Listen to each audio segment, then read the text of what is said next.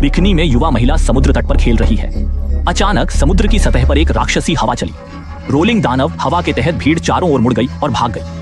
Golden gate bridge और New York शहर के केंद्र दोनों इस भयानक ठंड स्नैप से घिरे हुए थे। इस समय सड़क की सतह भी जमने लगी और आइकल्स जमीन से सीधे बाहर निकले और एक पल में टैक्सी को सीधे भेद गए और दुकान में छोटी लड़की मेज के नीचे छिप। लेकिन इस कोल्ड स्नैप का असली निशाना सिटी सेंटर में एक फायर स्टेशन निकला। हालांकि यह कोई साधारण फायर स्टेशन नहीं है, बल्कि घोस्ट कैचर डेथ स्क्वाड का भयानक दानव बेहद घमंडी था और घोस्ट कैचिंग डेथ स्क्वाड के मुख्यालय में बड़ी धूमधाम से तैरता था और इन लोगों को पूरी तरह से नजरअंदाज कर देता था। मौत का दस्ता इतना भयभीत था कि उन्होंने आक्रमण करने का बीड़ा उठा लिया और एक साथ 1000 वोल्ट की धारा ने तुरंत महान दानव राजा को टक्कर मार दी। जैसे ही उसने थोड़ा बल लगाया, बिजली एक पॉप्सिक। इसी समय शुद्ध तांबे का कवच पहने एक व्यक्ति नीचे खिसक गया और उसने लाइटर हाथ में लेकर हमला करना चाहा, लेकिन लाइटर आग नहीं पकड़ सका और राक्षस राजा की तलवार ने एक जबरदस्ती लाइटर पर प्रहार किया।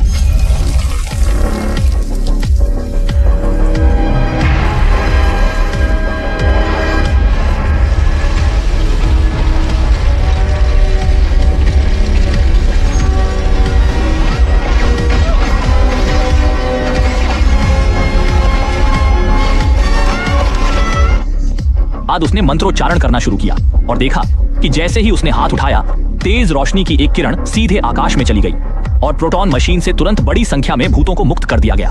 और फिर जमी हुई नगरी में लापरवाही दानव राजा पर निशाना साधते हुए ट्रिगर खींच लिया और दानव राजा गार्ड से पकड़ा गया और उसे जादू कास्टिंग को बाधित मार्क क्षमता को मजबूत करने के लिए 4 आंखों वाली बहन तलवार टकरा गई और उत्पादन जारी रखा।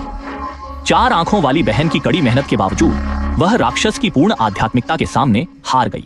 उसने राक्षस की ओर भूतानी चेहरे से देखा, लेकिन वह असहाय था, जिससे दूसरे दल को इस नाजुक मोड़ पर एक दयालु भूत ने अचानक माचिस की तीली जलाई, जिससे राक्षस राजा का ध्यान भटक गया।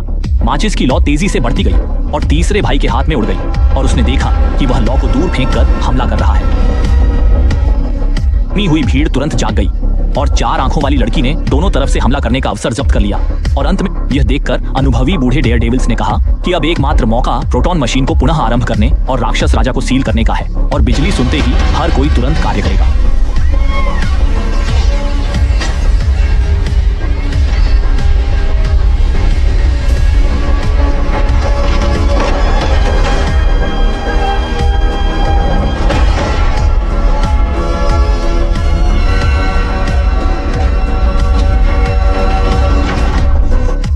उन्होंने राक्षस राजा को फिर से सील कर दिया, लेकिन अब क्योंकि राक्षस राजा को सील कर दिया गया था, इसलिए अंतिम क्षण में माचिस जलाने वाली आत्मा भी खो गई थी।